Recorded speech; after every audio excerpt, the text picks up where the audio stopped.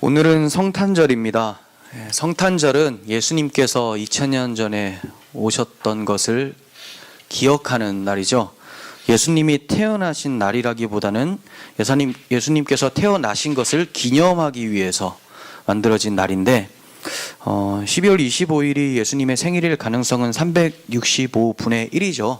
네, 뭐 아닌 것은 아니고 그럴 수 있지만 굉장히 희박한 상태이지만 우리가 이 크리스마스를 통해서 확실하게 알게 되는 것은 주님이 정말 역사 속에서 이 땅에 오셨다라는 것은 분명하게 알 수 있고 그것을 가슴에 잘 기억하라고 있는 날이죠.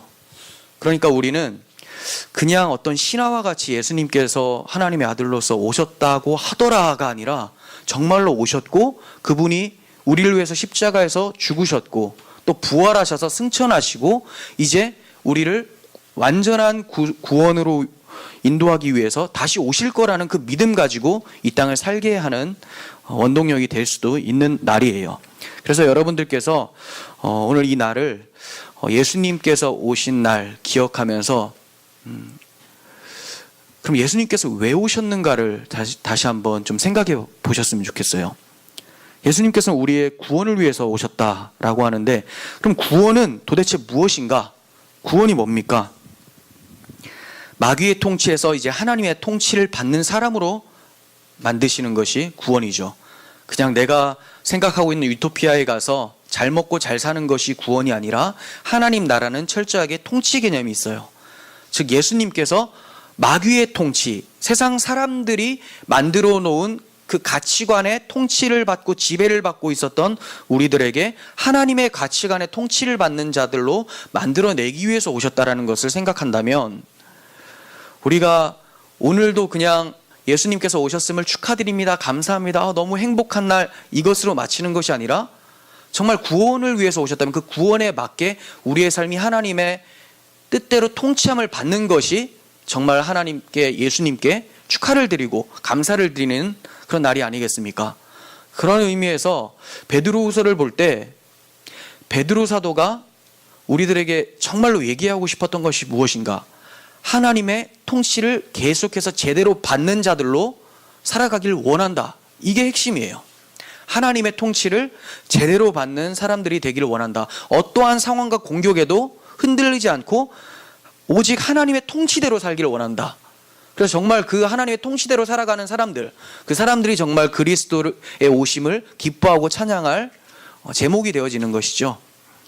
그래서 우리가 오늘 성탄절인데도 불구하고 베드로 후서를 개관을 하게 될 텐데 성탄절 설교를 할 수도 있습니다. 하지만 우리가 계속해서 보고 있는 성경 개관이 또 있으니까 이대로 진행을 하면서 예수님께서 오심이 헛되지 않도록 하나님께서 예수님을 통해 우리 가운데도 계속 일하심을 경험할 수 있도록 베드로 후서를 통해서 교훈을 얻었으면 좋겠습니다.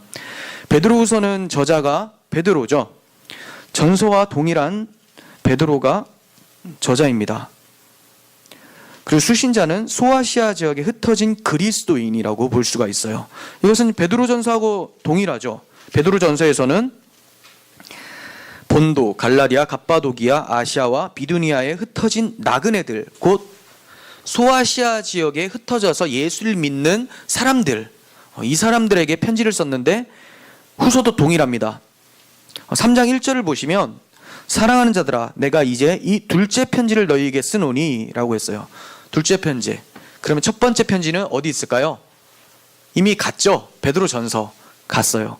그리고 그 대상자들에게 다시 한번 두 번째 편지를 쓰고 있는 거예요. 그래서 수신자들도 동일하다라고 볼 수가 있고 또 베드로가 그러면 이 편지를 쓸 때의 배경은 어떠했는가? 베드로 전서를 쓰고 나서 얼마 있지 않다가 쓴 것으로 보여집니다. 이 시기는 베드로가 곧 죽게 될 상황에 처해진 그런 시기라고 볼 수가 있어요. 베드로가 67년도에 7년도쯤에 이제 순교를 하게 됩니다. 네로의 박해로 인해서. 그래서 그 전후로 어느 정도 추정이 되는데 68년도를 넘어가진 않아요. 네로 황제가 68년도에 죽으니까 67년경으로 추정이 되는데 그것을 알 수 있는 것은 14절 보세요. 우리 주 예수 그리스도께서 내게 지시하신 것 같이 나도 나의 장막을 벗을 날이 임박한 줄 알미라. 내가 힘써 너희로 하여금 내가 떠난 후에라도 어느 때나 이런 것을 생각나게 하려 하노라 라고 하면서 베드로가 이제 곧 죽을 것이라는 것을 암시하고 있죠. 그래서 네로 박해, 로마의 박해를 받고 있었던 때, 그리고 이제 베드로후서를 살펴보면 아시겠지만 이단 사상이 퍼져가고 있었던 시기라고 볼 수가 있어요. 그러니까 네로의 박해를 염두에서 쓴 책은 전서, 첫 번째 편지, 그리고 이단 사상이 침투해서 교회를 혼란스럽게 할 것에 대해서 대비하는 책은 후서라고 보시면 되는 것이죠. 네, 2장 1절 보시면 그러나 백성 가운데 또한 거짓 선지자들이 일어났었나니, 자, 이 백성들은 누굴까요? 이스라엘 민족들이에요. 이스라엘 민족들 가운데 거짓 선지자들이 있어서 하나님의 말씀을 제대로 전하지 않고 자기 유익을 위해서 계속 전했었던 사람들이 있었죠. 이와 같이 또한 거짓 선지자들이 있었나니 이와 같이 너희 중에도 거짓 선생들이 있으리라. 있을 거라는 거예요. 지금 바로 침투되진 않았지만 바울의 서신서를 봐도 교회마다 침투되어 있는 교회들도 있었던 것이죠. 그리고 앞으로 더욱더 이단 사상들은 기승을 부릴 테니까 여기에 대해서 대비하기 위해서 쓰는 거예요. 그들은 멸망하게 할 이단을 가만히 끌어들여 자기들을 사신 주를 부인하고 임박한 멸망을 스스로 취하는 자들이다, 이렇게 얘기를 합니다. 그러니까 거짓 선생들의 특징이 뭐냐? 이단을 가만히 끌어옵니다.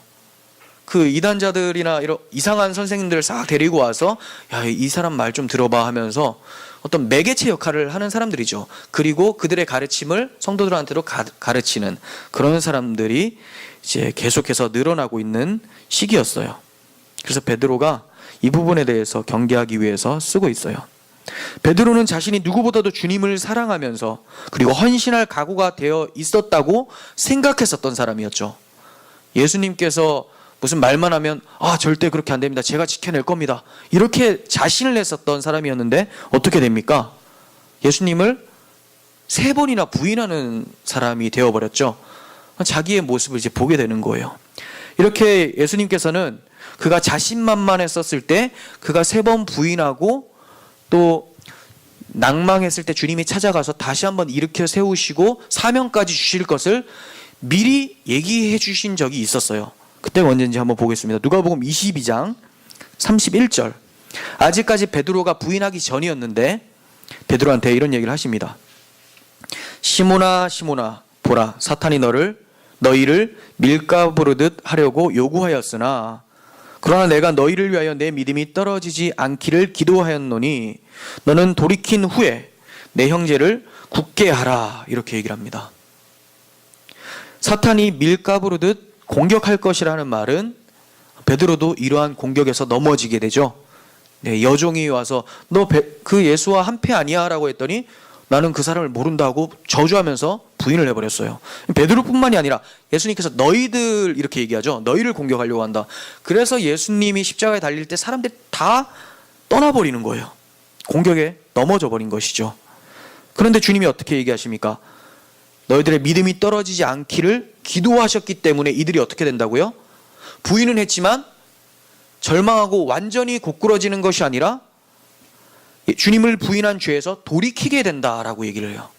주님이 기도를 했더니 이들이 회개하게 된다. 그러니까 회개도 자기들이 잘나서 정말 회개할 필요성을 내가 느낀다라고 해서 하는 게 아니라 베드로가 힘이 쭉 빠져가지고 이제 나는 그냥 물고기 잡으러 가노라라고 하고 그물 가지고 배 타고 가는데 주님이 나타나시는 거죠. 바닷가에. 다시 회개할 수 있도록 기회를 열어주신 거죠. 즉 회개 또한 베드로의 힘이 되는 것이 아니라 하나님의 은혜로, 주님의 기도로 인해서 발생된다라는 것을 보게 돼요. 그럼 주님께서 이 기도를 통해서 베드로를 이제 일으켜 세워주시잖아요. 회복시켜 주셨어요. 그리고 나서 뭐 하도록 지시하십니까? 아까 말씀 보시면 내 형제를 굳게 하라라고 해요. 자, 이거는 주님이 이가 부인할 것을 알고 계셨고 또 부인했을 때 낭망했을 그 당시에 다시 한번 회개해서 일어날 수 있도록 만들어 주시고 형제들을 굳게 하는, 목양할 수 있는 지도자로 세우신다라는 거죠. 왜 그렇습니까? 한번 본인의 실패를 보고 본인에 대해서 무력하고 무능하다는 것을 아는 자가 예수님만 붙들기 때문에 사람들한테도 권면할 때 어떻게 할까요? 우리의 힘으로 하는 거 아니다. 하나님을 의지해야 된다. 예수 그리스도를 통해서 우리가 설 수 있는 것이다라고 제대로 목양을 할 수 있는 것이죠. 그래서 주님께서 이런 얘기를 해요. 내 형제를 굳게 하라. 정말로 베드로에게 나타나셔서 내 양을 먹이라, 내 양을 치라, 내 양을 먹이라 3번이나 권면하면서 목양을 맡기는 것을 보게 됩니다. 이처럼 베드로는 주님의 명령대로 주님의 교회를 마귀의 공격으로부터 굳게 설 수 있도록 하기 위해서 베드로후서를 기록하였던 거예요. 베드로후서를 읽다 보면 그의 간절한 마음이 느껴지는데 그 이유는 그가 마귀에게 당한 것에 대한 안타까움이 들어가 있는 것이죠.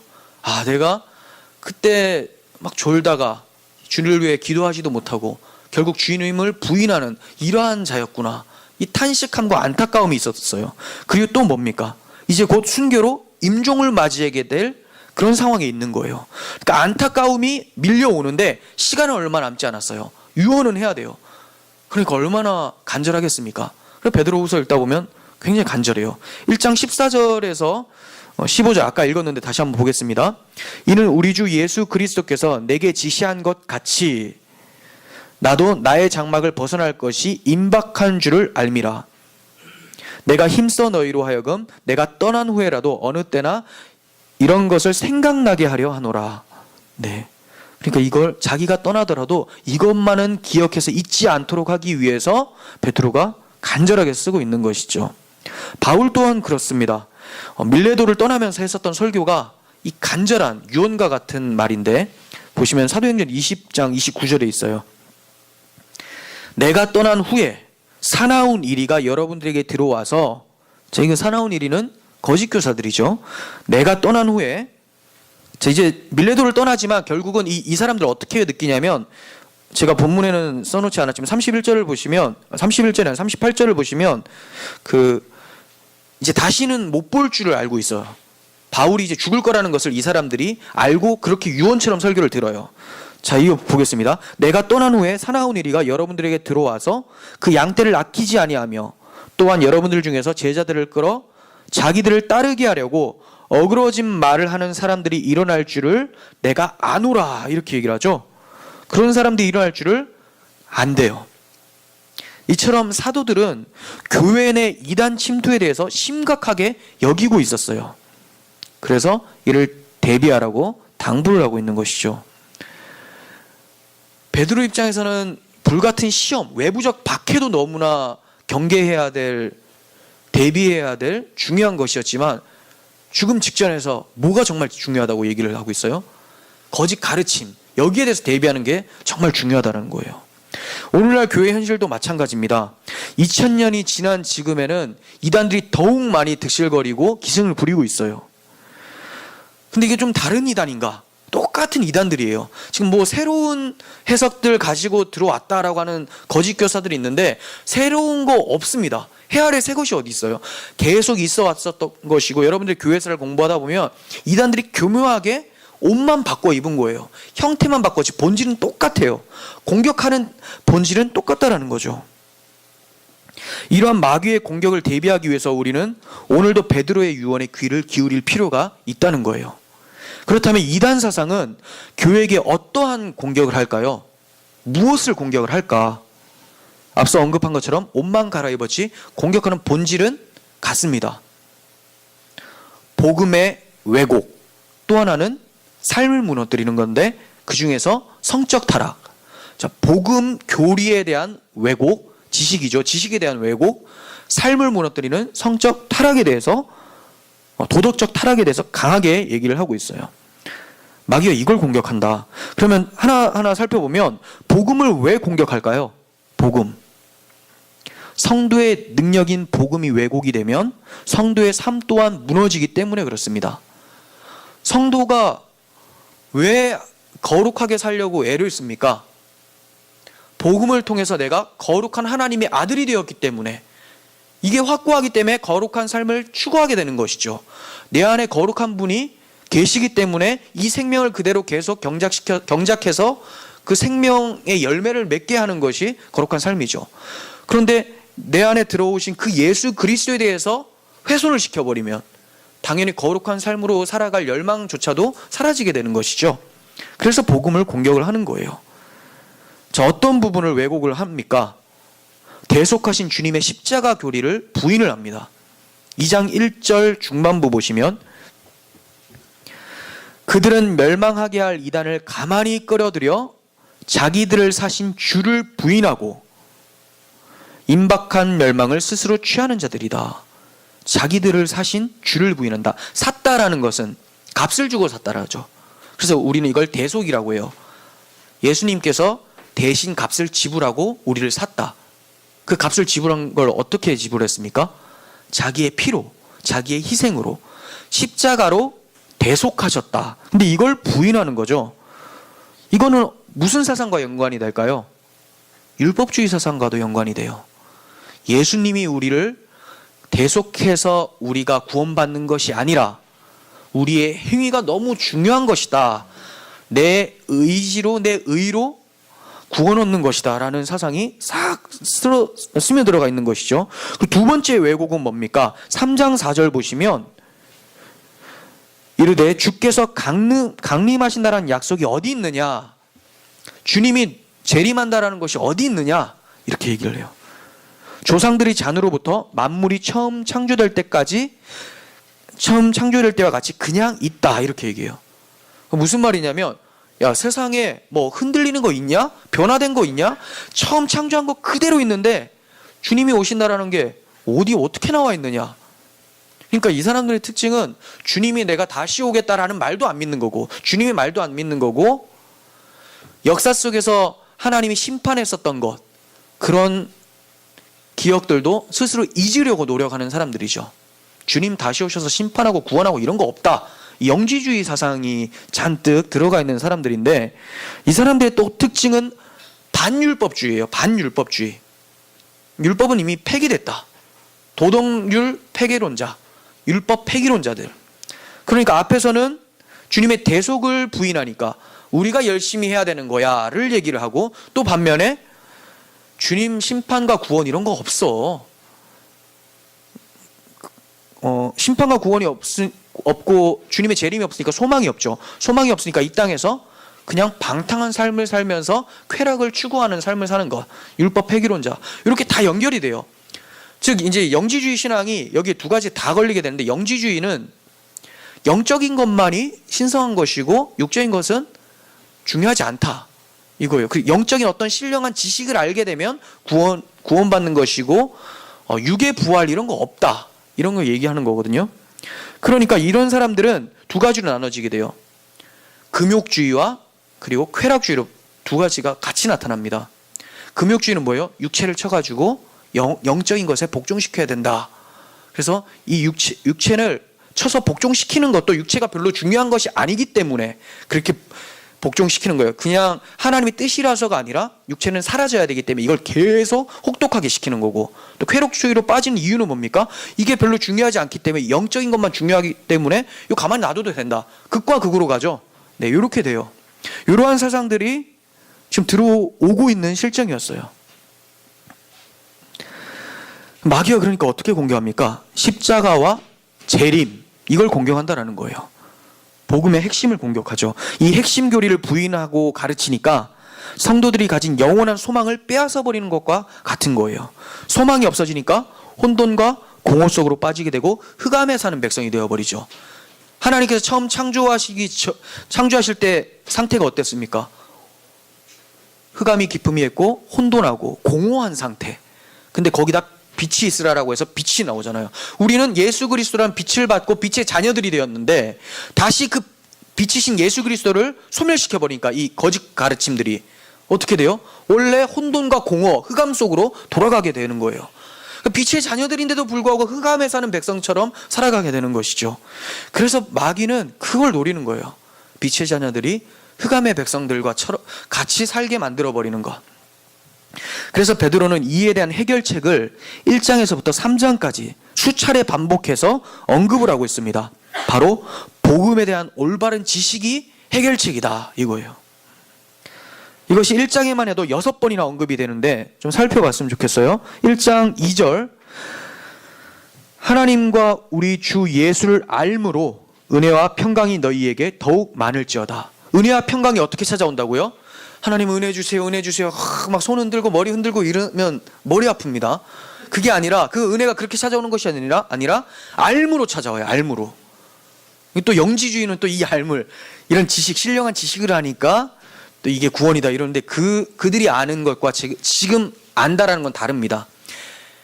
단순한 지식이 아니라 지적과 의지와 감정, 지정이 전인적으로 우리가 경험되어져서 내 것이 되는 지식, 생명으로 찾아오는 그 지식을 얘기하는 거예요. 그리스도를 알므로 은혜와 평강이 더욱 많아져요. 또 3절, 그의 신기한 능력으로 생명과 경건에 속한 모든 것을 우리에게 주셨으니 이는 자기의 영광과 덕으로서 우리를 부르신 이를 알므로 말미암음이라. 생명과 경건에 속한 모든 것이 어떻게 주어진다고요? 우리를 부르신 이를 알므로, 알아야 된다는 거죠. 네. 그분을 알아야 돼요. 또 8절, 이런 것이 너희에게 있어 흡족한 즉 너희로 우리 주 예수 그리스도를 알기에 게으르지 않고 열매 없는 자가 되지 않게 하려니와. 자, 그리스도를 아는데 게으르지 않아야 된다. 12절, 그러므로 너희가 이것을 알고 이미 있는 진리에 서 있으나 내가 항상 너희에게 생각나게 하려 하노라. 자, 알고 또 계속 생각나게 해야 된다. 아는 것이 망각되면 안 되죠. 계속 생각나야 돼요.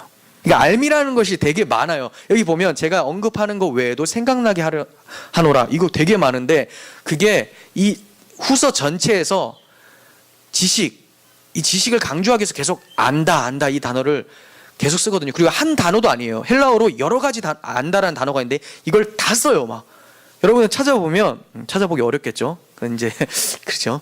그 프로그램 같은데 보면 이제 원어가 다 다른데 왜 이렇게 다 쓰는 건가?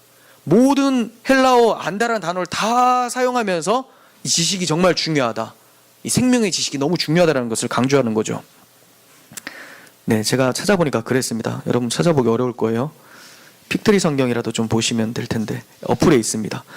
바이블렉스나 이런 거 보시면 돼요. 근데 3만 원이에요. 자, 20절. 먼저 알 것은, 이것도 알아야 돼요. 성경의 모든 예언은 사사로이 풀 것이 아니니라고 하면서, 자, 일단 알에 대해서 굉장히 중요하게 여기는 책이죠. 후서가. 그러니까 미혹당하지 않으려면 내가 할 것을 생각하는 것이 아니라 먼저 하나님이 행하신 일을 아는 것이 중요해요. 그런 거 생각 안 하고 내가 무엇을 할까? 주를 위해 무엇을 할까? 내가 할 것만 계속 찾아. 이거 중요해요. 근데 뭐가 선행돼야 된다고요? 하나님이 나를 위해 무엇을 해주셨는가를 알고 그 반응으로서 나와야 되는데 뭘 해주셨는지를 알지도 못하면서 교회에서 막 노동을 하면, 봉사라고 하기도 싫어요. 노동을 하면 그것이 하나님을 기쁘게 하는 것이라고 생각하죠. 누가 제일 기쁠까요? 그 노동. 마귀가 되게 기뻐하죠. 알을 싹 뺀 상태에서 계속 굴리는 거. 여러분 이제 수요 예배 때 많이 못 나오시는데 설교 올려드리니까 계속 들으셔야 돼요. 여러분들 반쪽짜리만 설교를 들으시면 안 돼요. 그 바로가 제일 좋아하는 게 뭐예요? 노동시키는 거야. 계속 노동. 바로는 마귀의 예표로서 등장을 하는데 계속 굴립니다. 굉장히 힘들게 뭔지도 모르고 그냥 시키면 하게끔 만드는. 우리도 정말 중요한 게 아무것도 모르는, 하나님이 나를 위해서 해주신 그 복음에 대해서 모르는 상태에서 무언가를 하면 헛된 노동이 된다는 것이죠. 그렇다고 나는 복음을 모르니까 아무것도 안 해야지, 이런 자세도 정말 나빠요. 그럼 빨리 알고 해야죠. 빨리 알고 해야 되는데 모르니까 아무것도 안 해야지, 알 때까지 안 해야지, 그런 자세는 계속해서 모르게 됩니다. 네. 그러니까 하나님이 나를 위해서 무엇을 해주셨는지를 모르는 상태에서는 마귀를 대적할 수조차 없는 거예요. 뭐 아는 게 있어야지 대적을 하죠.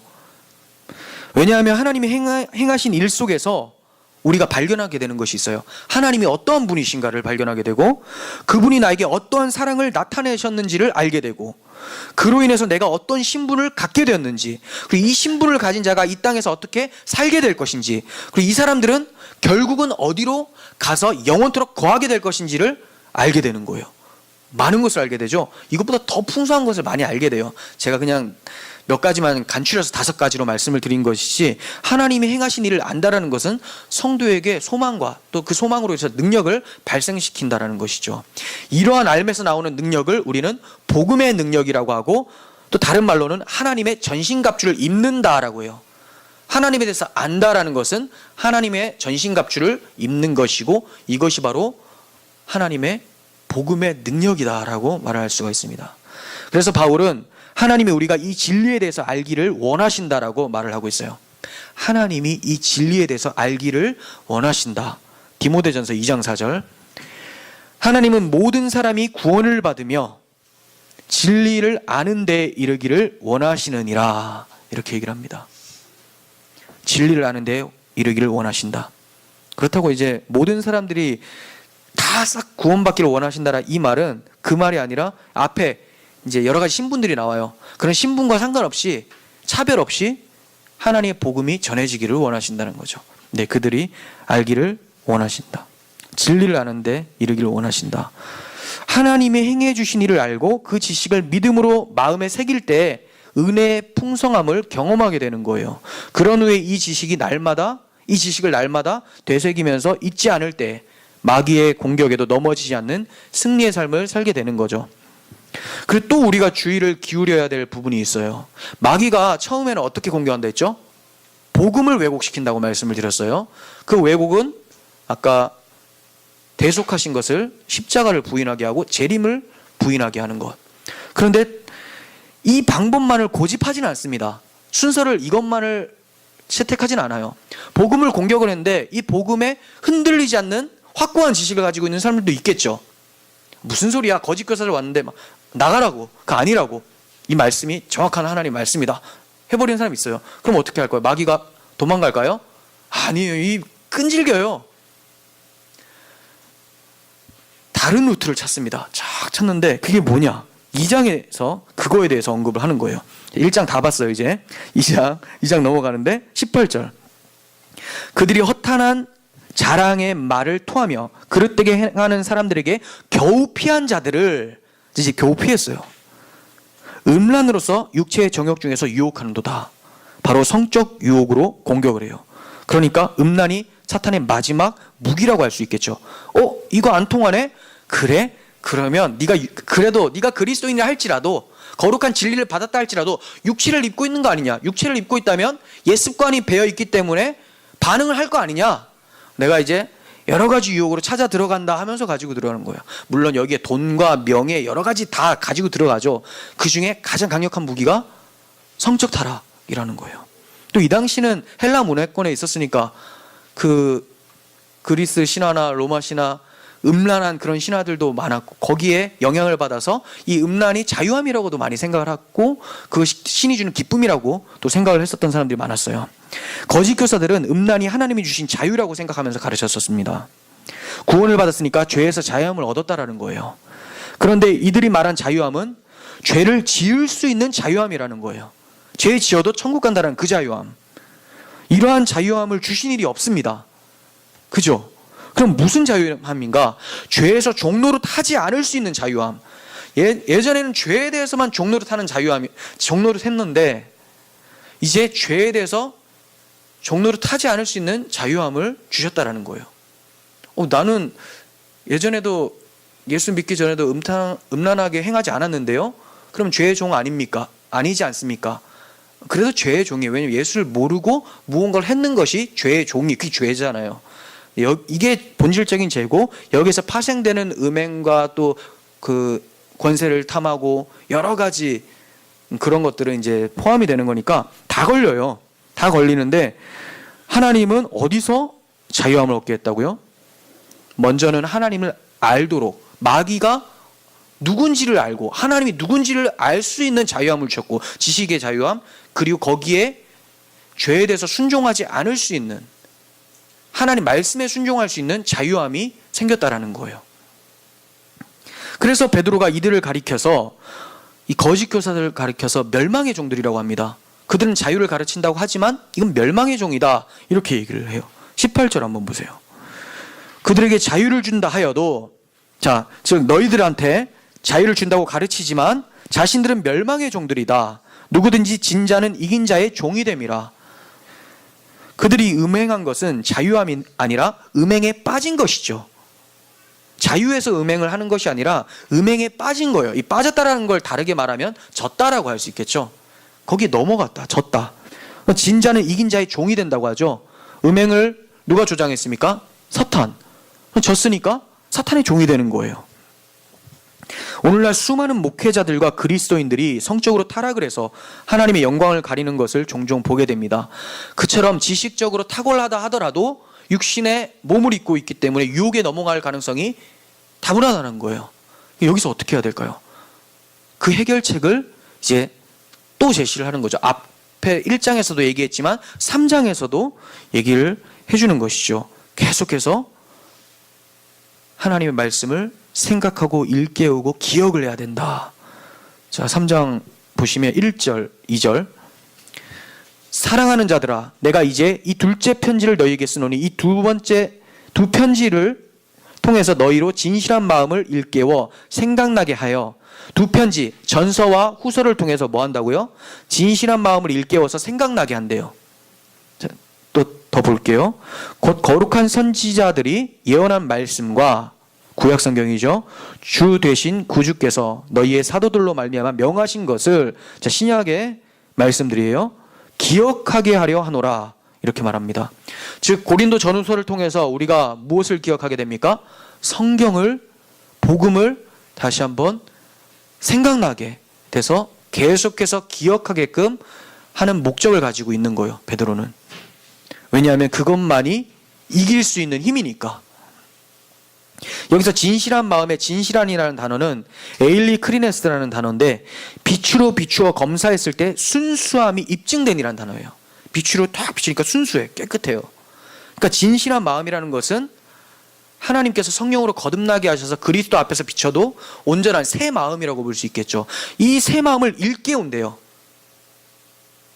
그럼 무슨 말이에요? 이 새 마음이 거듭났음에도 불구하고 잠들어 있는 상태를 깨워주는 거죠. 예. 깨웠더니 이제 뭐예요? 이 새 마음은 하나님을 갈망하게 되고 그리스도의 복음을 갈망하게 되죠. 계속해서 생각하게 되고 결국 그것을 기억함으로써 이길 수 있도록 만들게 하기 위해서 이 편지들을 보낸다는 것을 얘기하고 있습니다. 1장에서도 세 차례나 얘기를 해요. 생각나게 하려 한다라고 강조를 하는데, 12절 보세요. 1장 12절. 그러므로 너희가 이것을 알고 이미 있는 진리에 서 있으나 내가 항상 너희에게 생각나게 하려 하노라. 이미 있는 진리에 서 있는데, 서 있는 것으로 그치는 것이 아니라 진리를 가지고 있는데, 아는데 이것을 계속 회상하고 나에게 능력으로 찾아오게끔 묵상하지 않으면 안 된다는 거죠. 생각나게 해야 된다는 거예요. 13절. 내가 이 장막에 있을 동안에 너희를 일깨워 생각나게 함이 옳은 줄로 여기노니, 부지런히 생각하래요. 부지런히. 15절. 내가 힘써 너희로 하여금 내가 떠난 후에라도 어느 때나 이런 것을 생각나게 하려 하노라. 이처럼 복음을 생각하는 것이 승리의 비결입니다. 그런데 베드로는 이 복음을 어떻게 알고 있는 자입니까? 어떻게 알게 되었습니까? 베드로는 이 복음을. 베드로는 좀 우리랑 달라요. 경험을 했어요. 16절, 1장 16절. 우리 주 예수 그리스도의 능력과 강림하심을 너희에게 알게 하신 것이 교묘히 만든 이야기를 따른 것이 아니요, 우리는 그의 크신 위엄을 친히 본 자라. 헛된 시나 이런 거 아니라는 거죠. 교묘히 만들어낸 게 아니라 나는 이거 봤다. 그러니까 친히 봤으니까 얼마나 감격함이 있겠습니까? 그래서 그가 이 복음을 확신하고 있어요. 그럼 이렇게 질문합니다. 베드로는 복음을 친히 보았기 때문에, 예수의 행하신 일과 그분의 말씀 친히 들었기 때문에 우리보다 믿음의 싸움을 더 잘할 수 있는 것이 아닙니까? 우리보다 더 많은 은혜를 받은 거 아닙니까? 근데 우리가 연약한 것은 이해해 줘야 되는 거 아닙니까? 근데 베드로가 여기에 대해서 뭐라고 대답할 거예요? 웃기지 말라는 거죠. 그런 말은 없지만 일단 웃기지 말라. 전제가 싹 보여져요. 19절. 또 우리에게 더 확실한 예언이 있어. 자, 이거 아니라는 거죠. 친히 본 것보다 더 확실한 예언이 있으니까 그런 말 하지 말라는 거예요. 이게 뭡니까? 어두운 데 비추는 등불과 같으니, 하나님 말씀 같죠. 주의 말씀은 내 발의 등이요 빛이니이다 라고 하는 것처럼, 주의 어두운 데 비추는 등불과 같으니 날이 새어 샛별이 너희 마음에 떠오르기까지 너희가 이것을 주의하는 것이 옳으니라 라고요. 이건 뭔가? 더 확실한 예언은 도대체 뭔가? 바로 뒤에 보세요. 20절, 21절. 먼저 알 것은, 성경의 모든 예언은 사서로이 풀 것이 아니니 예언은 언제든지 사람의 뜻으로 낸 것이 아니요 오직 성령의 감동하심으로 받은 사람들이 하나님께 받아 말한 것임이라 라고 하면서 성경을 얘기를 하죠. 기록된 하나님의 말씀. 근데 이때도 성경이 있었어요. 이미 정경화 작업이 계속 시작되고 있어요. 사도들끼리. 자, 이거 하나님 말씀이다. 그러니까 우리가 본 것도 너무 감격스럽지만 이거보다 더 확실한 예언은 이미 사도들을 통해서 또 선지자를 통해서 준 말씀 있지 않냐. 이걸로써 우리가 확고하게 주를 바라볼 수 있다라고 얘기를 해요. 그러면 베드로가 더 은혜 받았습니까? 우리가 은혜 받았습니까? 베드로는 이 당시에 복음서를 갖지 못했고 계시록도 갖지 못한 상태. 우리는 완성된 66권의 말씀, 베드로가 확실한 예언이라고 했는데 정말 그 확실한 예언들이 확실하게 정리가 된 이 성경책을 가지고 있죠. 핑계대지 못하죠. 베드로가 다 은혜 받았다. 나도 예수님을 봤으면 좀 달라졌을 텐데. 예수님 본 사람들 다 어떻게 했습니까? 다 부인했어요. 성령께서 말씀을 통해서 역사하셨을 때 그때 이 사람들이 정신 차리고 이제 자기가 본 것들도 이제 힘이 나게 된 거지, 그 본 것 자체가 능력으로 찾아오지는 않는다는 거예요. 그러니까 신비주의 따라가면서 경험하는 거 이거 체험해야 된다, 그래야지 더 잘한다, 그거 믿지 마세요. 경험하면 계속 경험을 찾게 돼요. 주님을 꿈속에 봤다 그러면 그 다음날에도 꿈꾸길 원합니다. 그래서 꿈꾸는 자들은 신명기 어떻게 합니까?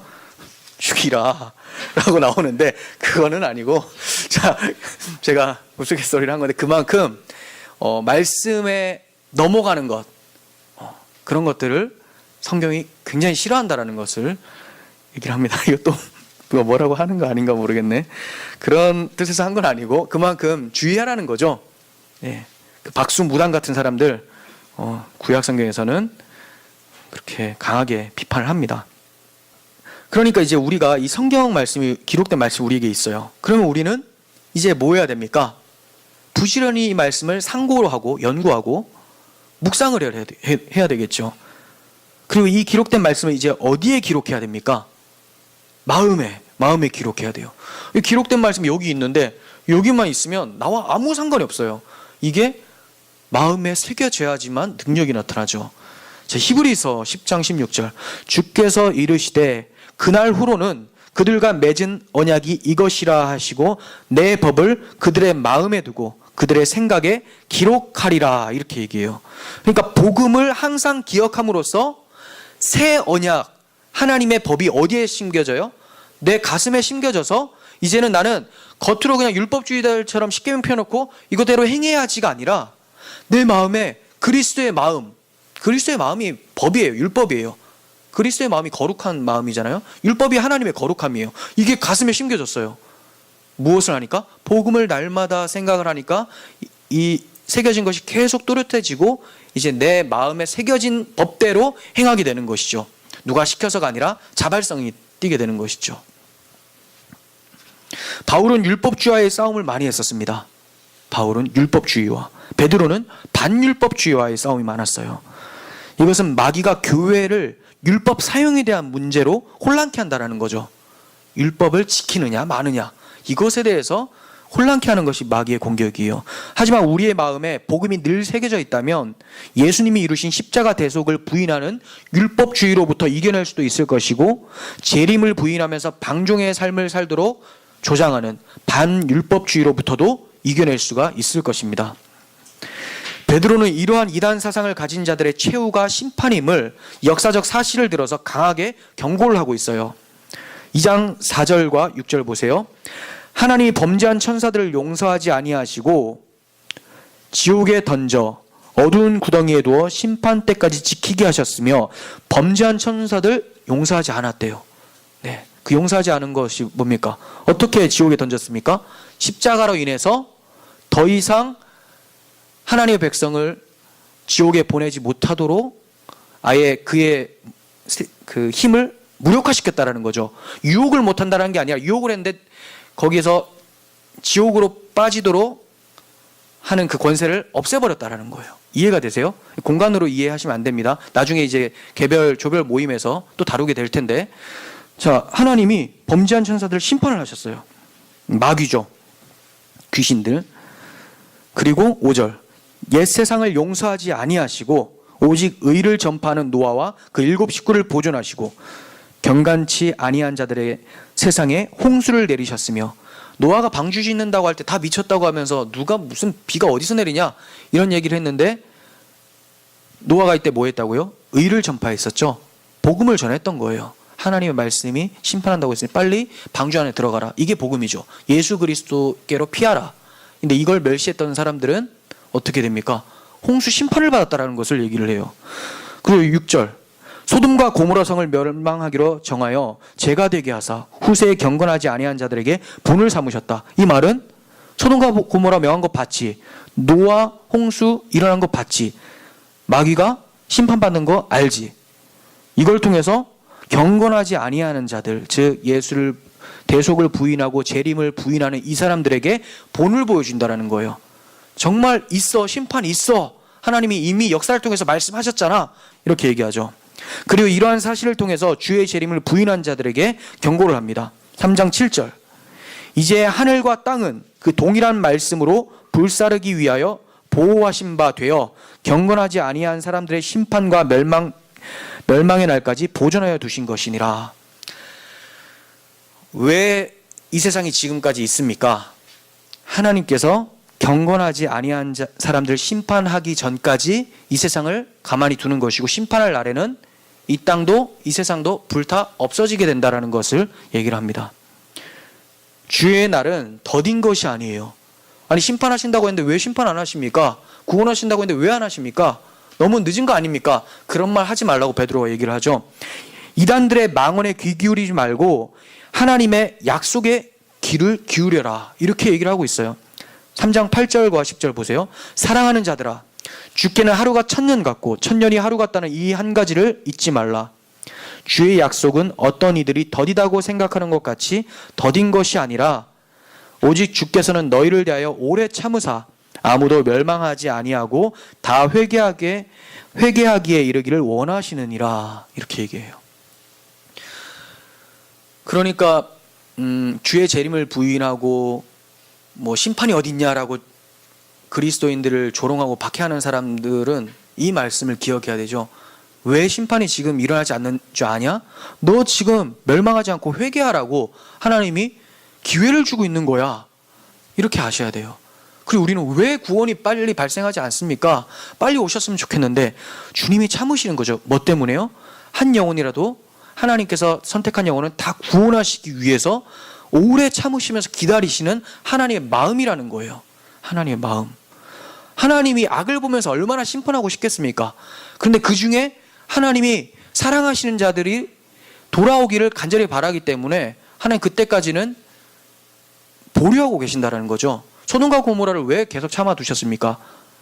롯을 구원하기 위해서, 롯이 경건함으로 하나님을 더욱더 찾게 하기 위해서 그때까지 기다리시고, 그가 의로운 심령이 상해서 탄식하자 이제 멸망하고 그를 구원해내시는 거잖아요.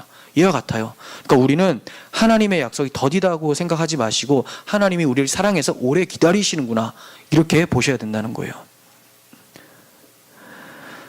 하나님의 오래 참으심을 멸시하면서 이 날을 부인하는 자들은 도둑과 같이 심판을 맞이하게 될 거라고 얘기를 합니다. 이어서 보시면 10절, 그러나 주의 날이 도둑같이 올 것이다. 그날에는 하늘이 큰 소리로 떠나가고 물질이 뜨거운 불에 풀어지고 땅과 그 중에 있는 모든 일이 드러나리로다. 네, 부인하는 사람들에게는 어떻게 찾아온다고요? 그의 날이 도둑과 같이, 바라보지 않으니까 그렇게 생각하시면 돼요.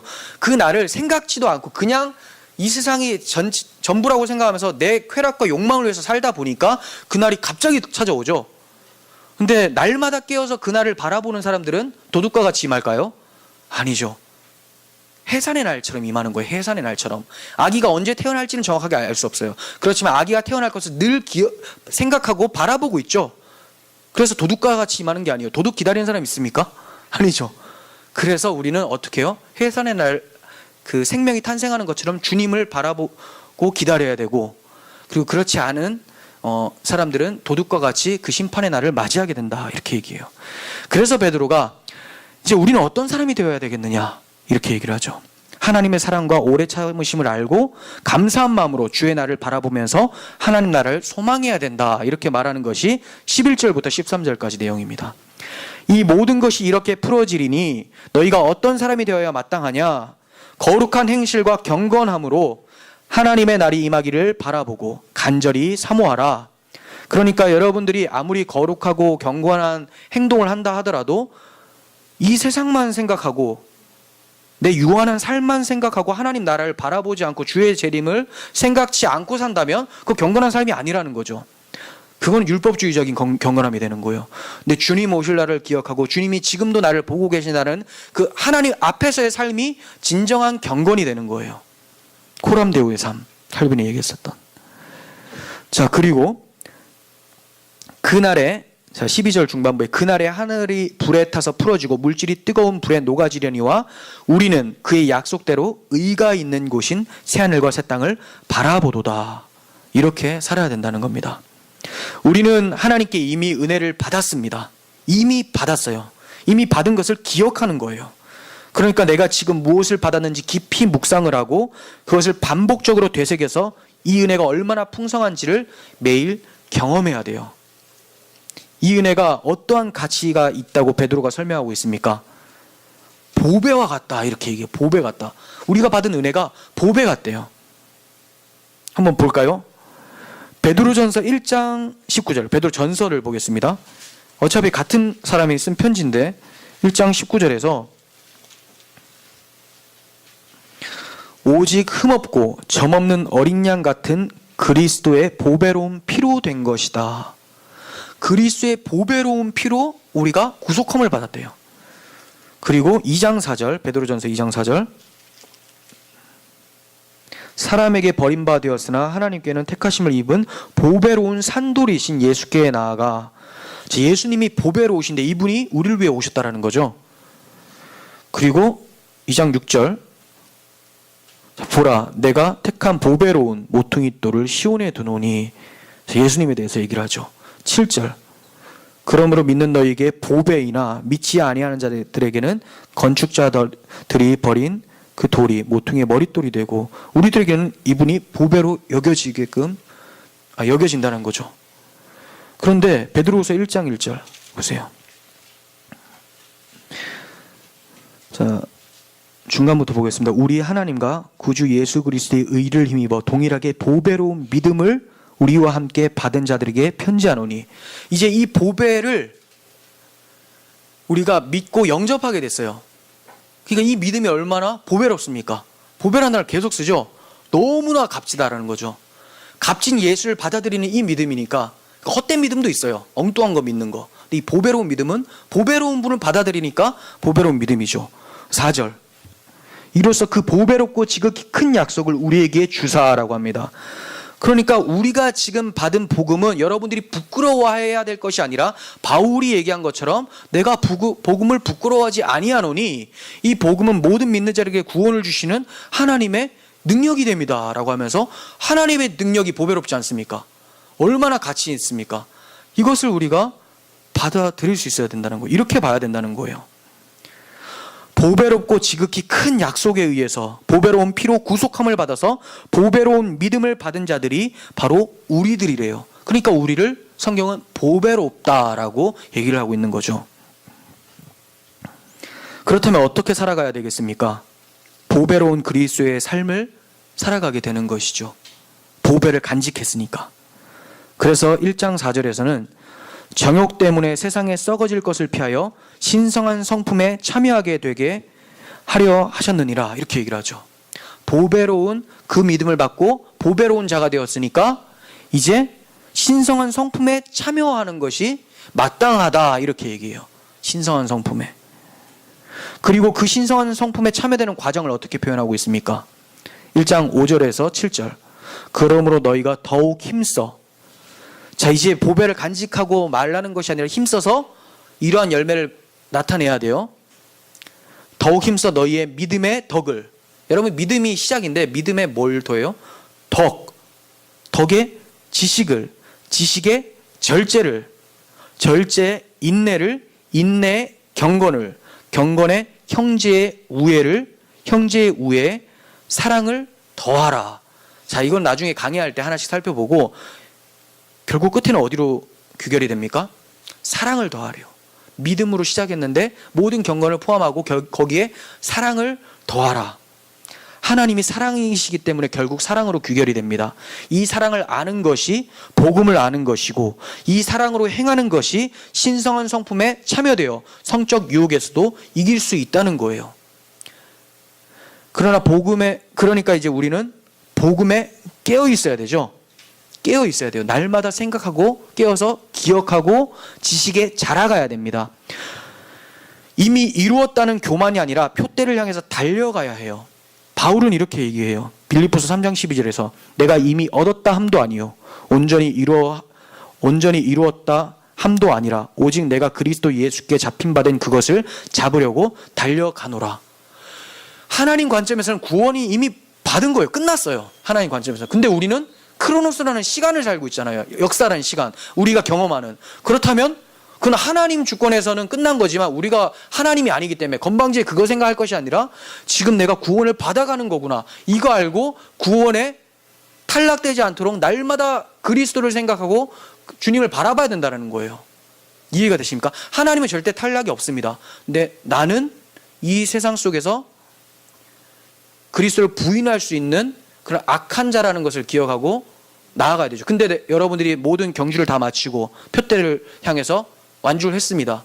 그러면 이제 그 공로를 어디다 돌립니까? 내가 잘 달렸다라고 합니까? 그제서야 하나님이 이미 완성하셨다라는 것을 생각하고 나를 끌고 오셨다라는 것을 인정하면서 찬양하게 하는 거죠. 찬양되게 되는 거죠. 그러니까 공로도 하나님께 영광이 되는 거예요. 요 차이를 잘 아셔야 돼요. 하나님의 영역을 우리가 계속 판단하면서 이미 나는 구원 받았으니까 하나님께서 이렇게 하시겠지.